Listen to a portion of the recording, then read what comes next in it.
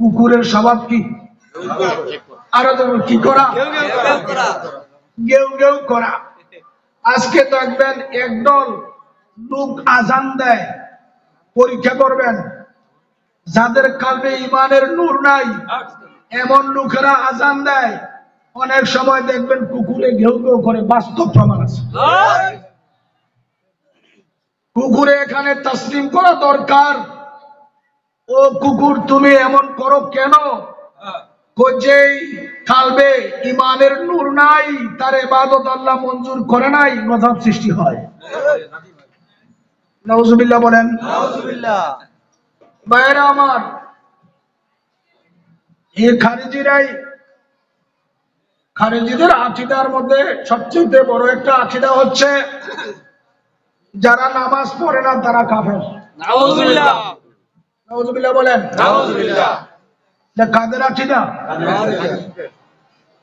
কোন সুন্নি পীর আপনাদের দেশে আইসা বলছে যে আপনারা নামাজ পড়েন না? বরং কিসের হুকুম দেয়? কাকে কাকে? ইমানদারদেরকে।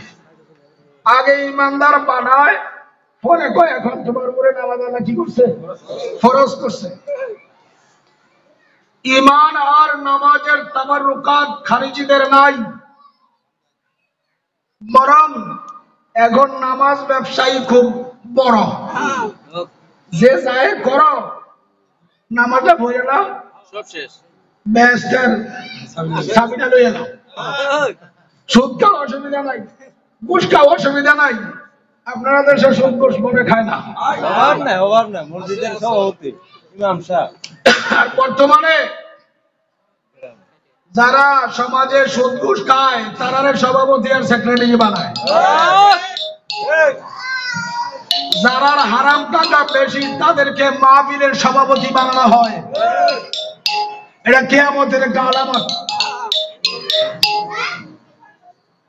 বড় আফসোস, আপনারা যারা ইউটিউব সোশ্যাল মিডিয়া আছেন, দৈনন্দিন কোন না কোন একটা খবর আপনাদের কাছে আছে কি আল্লাহ নবীর দুশমনী যা দরকার তা করা হচ্ছে।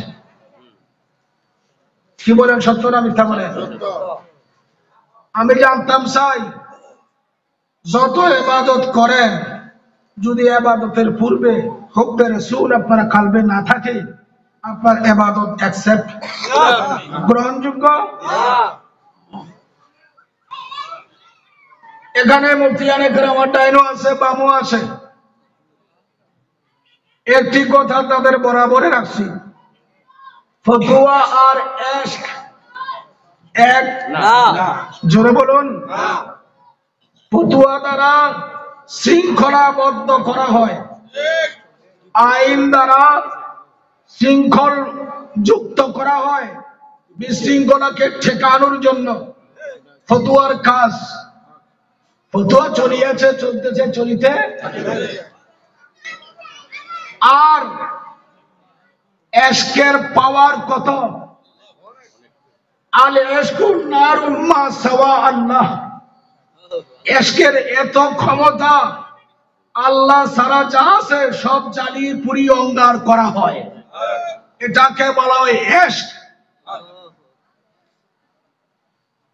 ভাইরা আমার, ইশক দুই প্রকার, একটা ইশকে সাদিকি আর একটা ইশকে ফাসিকি। যেই ইশকের দ্বারা মানুষকে গুমরাহির দিকে ধাবিত করা হয়, এই ইশকের নাম হচ্ছে ফাসিকি। মানুষকে গুমরাহ করা হয়, এটা ফতোয়ায়ও মরদুদ, ইশকের বাজারেও কি মরদুদ।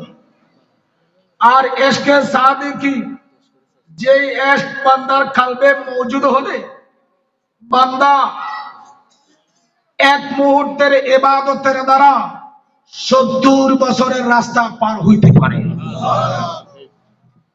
এটাকে বলা হয় কি ইশক।